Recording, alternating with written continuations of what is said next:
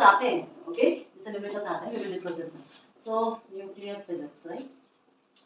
Nuclear physics या नाभिकीय भौतिकी।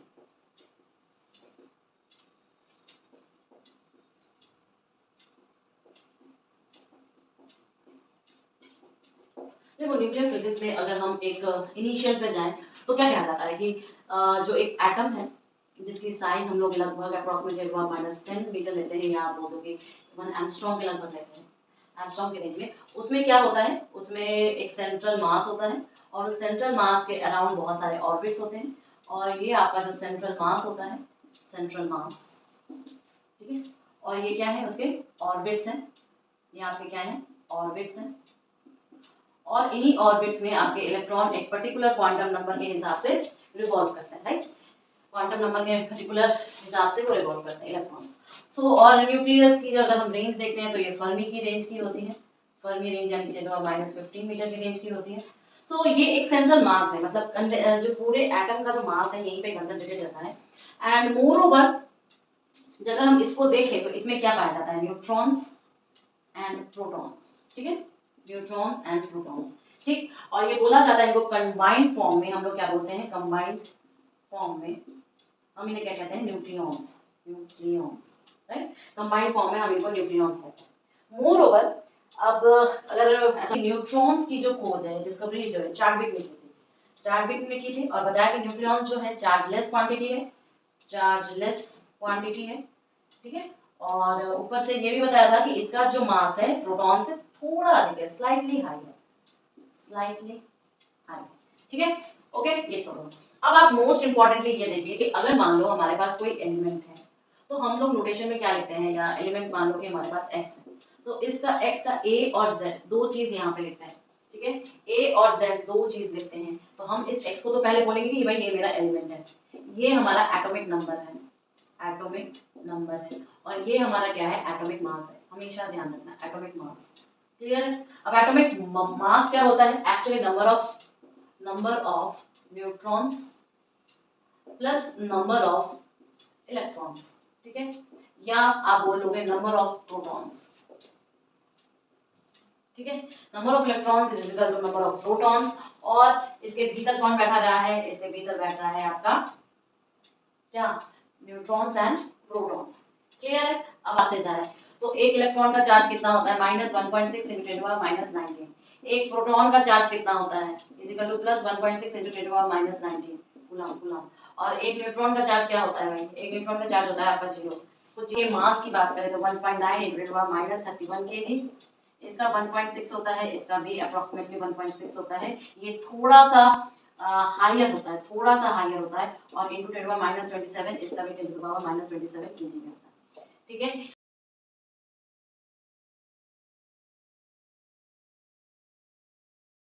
अगर हम न्यूक्लियस की साइज एंड शेप की बात करें, साइज एंड शेप, तो ये पता कैसे लगाया गया था कि मतलब इलेक्ट्रॉन्स हैं और ये हेड ऑन कॉलिजन, ये सारी चीजें आप लोग पढ़ते हो क्लास 12 में, तो क्या किसने पता किया था, रदरफोर्ड ने कराया था, रदरफोर्ड ने क्या करवाया था, अल्फा पार्टिकल्स का बॉम्बार्डमेंट करवाया था, बॉम्बार्डमेंट, या आप बोलोगे कि सिमिलरली हेड ऑन कॉलिजन करवाया था, हेड ऑन कॉलिजन, और फिर करवाने के बाद काइनेटिक एनर्जी का एनालिसिस किया और उसने ये सारी चीजें डिस्कस की, जो सेंटर, जो इंटायर मास होता है एटम का, वो सेंटर पर होता है, न्यूक्लियस आता है, इलेक्ट्रॉन आते हैं, बैक रिवर्स होता है, आप लोगों ने लंबी चौड़ी लिस्ट पढ़ी हुई है इसके रिजल्ट्स की। काइनेटिक, और यहाँ पे कौन सा लॉ लगाया था, कंजर्वेशन ऑफ एनर्जी, अगर हम लगाएं कंजर्वेशन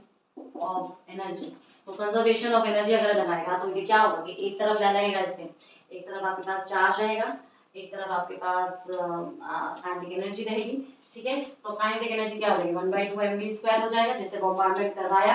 दूसरी तरफ क्या हो जाएगा, k टाइम्स, जो कि हम लोग इलेक्ट्रिकल पढ़ते हैं ना, कांस्टेंट, ठीक है, दूसरी तरफ क्या हो जाएगा, एक चार्ज q1 है, q2 है, अपन दोनों के बीच का डिस्टेंस। दूसरा आप इधर जो बॉम्बार्डमेंट की तरफ से आ रहा था, जो कौन आ रहा था, आपका अल्फा पार्टिकल आ रहा था, तो अल्फा पार्टिकल वाले केस में फिर से आप के ई लगाओगे, एक तरफ कोई, दूसरी तरफ कोई, दो चार्ज थे अपॉन आपका shortest distance, d is your shortest distance, shortest distance, shortest distance, जहां तक ये बॉम्ब शॉर्टेस्ट डिस्टेंस है, जो कि क्लोजेस्ट अप्रोच, ठीक है, यानी कि हमारे पास यहाँ पे अल्फा पार्टिकल्स हैं, हमारे पास यहाँ पे न्यूक्लियस है, और हमारे पास यहाँ पे टारगेट मॉलिक्यूल है, ठीक है, टारगेट टारगेट यहाँ पर plus plus plus plus plus plus, तो ये आएगा, कुछ जाएगा और कुछ बैक वापस जाएगा। बैक वापस किससे जाएगा बताओ, बैक वापस किससे जाएगा, 2 इलेक्ट्रॉन्स आ रहे हैं, ठीक है, यहाँ पे भी 2 ही है, बैक वापस जाएगा और वापस जाएगा तो इतना डिस्टेंस कितना हो जाएगा, डी हो जाएगा। ये शॉर्टेस्ट डिस्टेंस क्या हो जाएगा, डी हो जाएगा। और क्योंकि ये हेड ऑन कॉलिजन है इसलिए बी इज इक्वल टू यहाँ पर 0 होना चाहिए। यहाँ पर ये 2 ही अल्फा पार्टिकल्स आ रही है, यहाँ पर है आपका क्योंकि हेड ऑन कॉलिजन से वापस चले जा रही है। ये आपका न्यूक्लियस बैठा हुआ है जो टारगेट मॉलिक्यूल को टारगेट एटम इसके भीतर बैठा हुआ है, और ये क्या है, ZE है, ZE है, ठीक है। डी हमारा सीधा सीधा 4KEZE² अपॉन mv² आ जाएगा। न्यूक्लियस होती है, अभी मैंने बताया, ये आपके आती है फर्मी रेंज 1 पर 10⁻⁻15 या मीटर या फर्मी रेंज फेम्टोमीटर में आती है, ठीक है। दूसरी चीज मैं आपको ये कहूंगी कि ये जो आपका रिलेशनशिप है ना रेडियस का आपके मास के साथ, ये मैं बताना चाहूंगी। देखो जो न्यूक्लियस की रेडियस है ये एक्चुअली एक कांस्टेंट क्वांटिटी और आपका जो न्यूक्लियस का मास है उसके 1/3 से रिलेटेड है। ये फॉर्मूला आपको पहले में घुसते ही पढ़ाया जाता है, क्या है कि R = R0 a to the power 1/3, this is the mass of the nucleus. ये क्या होती है 1.2 × 10⁻⁻15 मीटर, ये क्या होती है रेडियस।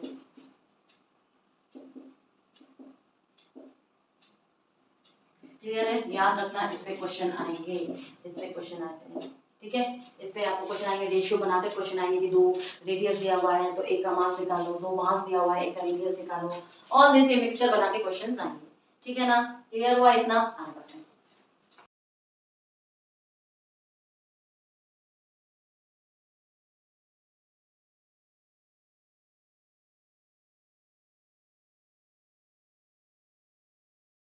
तो ये पूछा जाए कि न्यूक्लियर का मास कैसे निकालोगे, न्यूक्लियस की डेंसिटी कैसे निकालोगे, डेंसिटी कैसे निकालोगे, क्यों, क्योंकि हमारे पास तो एटॉमिक मास दिया हुआ है, एटॉमिक मास हमारे पास A दिया हुआ है, चार्ज हम जानते हैं कि +1 है, व्हाटएवर में भी लिखा होगा, क्या है 1.6 × 10⁻⁻19 कूलम है, राइट। अब मेरे को कहना है कि ये देखो आपके न्यूट्रॉन्स, और मैंने बोल दिया कि न्यूट्रॉन एंड प्रोटॉन का मास अप्रोक्सीमेटली सेम है, तो कैसे निकालोगे, देखो वॉल्यूम क्या होता है, वॉल्यूम इज इक्वल टू, अगर volume is equal to V is equal to 4/3 πr³ होता है, volume is equal to 4/3 πr³ होता है, तो πr³ है, इसका मतलब देखो हम ये भी तो कह सकते हैं ना कि हमारा जो मास ऑफ न्यूक्लियस है, मास ऑफ न्यूक्लियस है वो क्या है, am है। क्यों am है, क्योंकि a एटॉमिक मास है और m मास मान लो कि इन दोनों का सेम है, तो am मान लिया मैंने am है, ठीक है। अब हम क्या कर सकते हैं, अब हम ये कर सकते हैं कि देखिए जो हमारे पास एक रिलेशनशिप था, रिलेशनशिप हमारे पास R = R0 a to the power 1/3, तो मैं R³ अगर क्यों तो R0³ a आ जाएगा, लो मैं इसको यहाँ पुट कर दिया, तो वॉल्यूम इज इक्वल टू क्या हो जाएगा 4/3 πr0³ a हो जाएगा कि नहीं, वॉल्यूम ये हो गई। अब हम जानते हैं कि डेंसिटी जो होती है, density is equal to mass upon volume, mass upon volume, mass हमें पता है, मास क्या है भाई, मास हमारे पास am है, वॉल्यूम हमारे पास क्या है, वॉल्यूम है हमारे पास 4/3 πr0³ a to the power a, ठीक है। अब ये a कट गया तो बचा हमारे पास क्या, m/4/3 πr0³ मास, मतलब दोनों को लगातार एक जैसा ही मान लिया, तो क्या मेरे पास ये डेंसिटी एक कांस्टेंट वैल्यू नहीं आ रही है, क्या मेरे पास, क्यों, क्योंकि ये तो हम जानते ही हैं 1.6 × 10⁻⁻27 kg के लगभग होता है, पाई की वैल्यू हम जानते हैं 3.14 होती है, r0 की वैल्यू हम जानते हैं क्या कि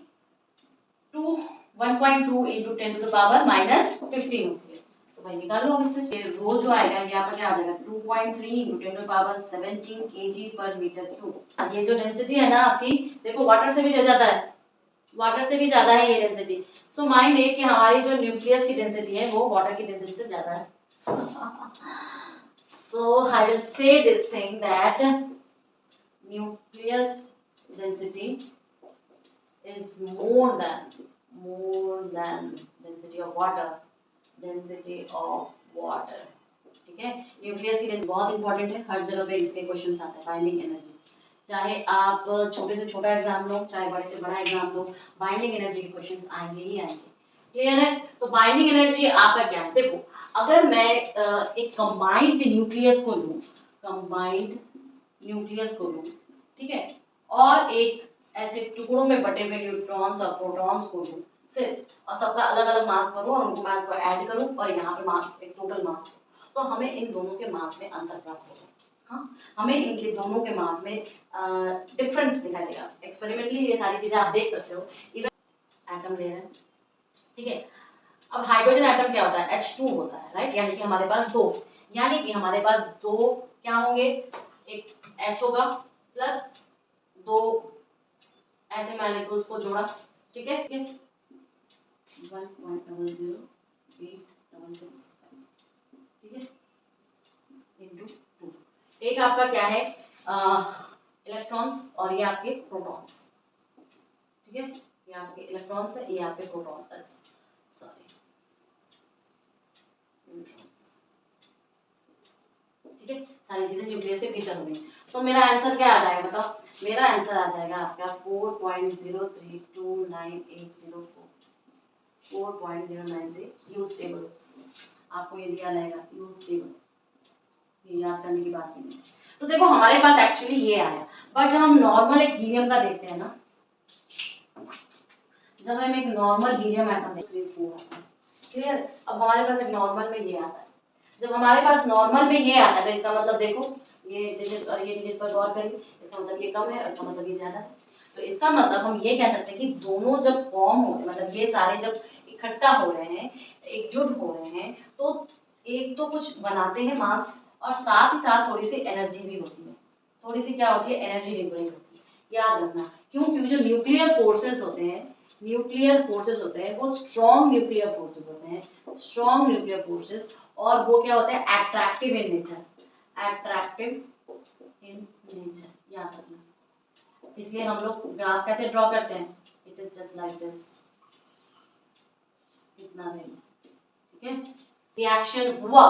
जैसे ही आपका रिएक्शन हुआ, रिएक्शन में एक तो मास बनेगा, और जो मतलब जो एटम हम बना रहे हैं, जो न्यूक्लियाई हम बना रहे हैं, साथ ही साथ थोड़ी सी एनर्जी निकलेगी, और वो एनर्जी मास डिफेक्ट के रूप में निकलती है, मतलब हम ये कहना चाहते हैं खोज, तो हाँ या एक एटम बना रहे हैं, तो ए क्या है, ए आपका एटॉमिक मास है, एटॉमिक मास है, Z आपका क्या है, एटॉमिक नंबर है, एटॉमिक नंबर है, और यही atomic number actually number of electrons होते हैं, और you can say number of protons होते हैं, नंबर ऑफ प्रोटॉन्स, ठीक है, तो इसका मतलब क्या है कि नंबर ऑफ न्यूट्रॉन्स क्या हो गए, number of neutrons, number of neutrons आपके हो गए ए माइनस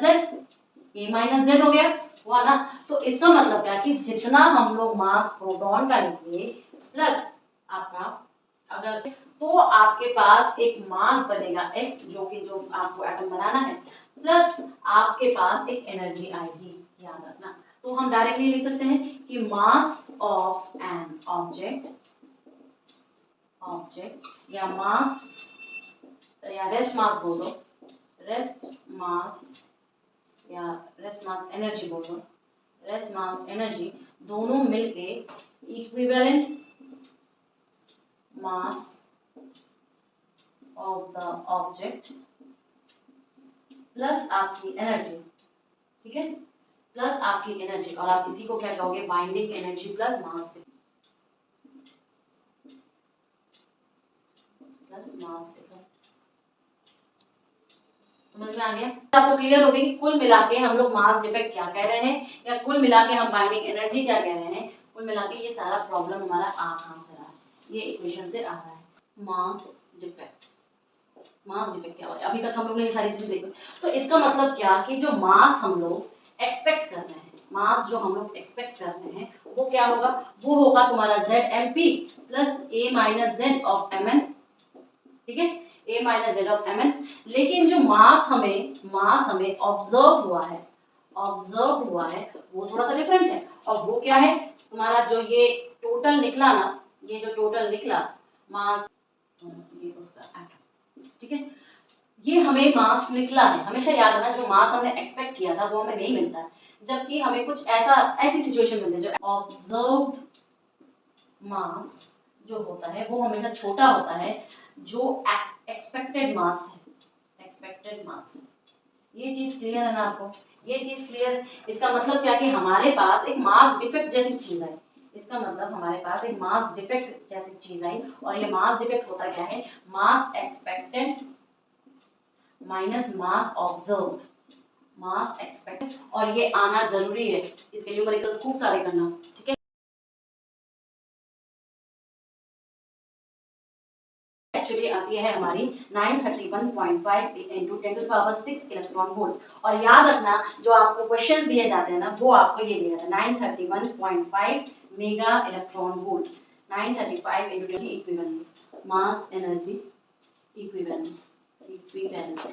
इसका मेन एलिमेंट क्या है? Einstein energy relation, energy relation, energy relation क्या है? आइंस्टाइन का एनर्जी रिलेशन E = mc², ठीक है। अब कैसे लिखते हैं? देखो, जब हम लोग न्यूक्लियस के मास को, न्यूक्लियर मास को आप बोल सकते हो कि 1 AMU मास, 1 AMU मास जो होता है वो 931.5 मेगा इलेक्ट्रॉन वोल्ट एनर्जी के बराबर होता है। ठीक है, काफी इंपॉर्टेंट है, शॉर्ट एमसीक्यूज में ये आ सकते हैं, शॉर्ट एमसीक्यूज में ये आ सकते हैं। ओके, आगे बढ़े।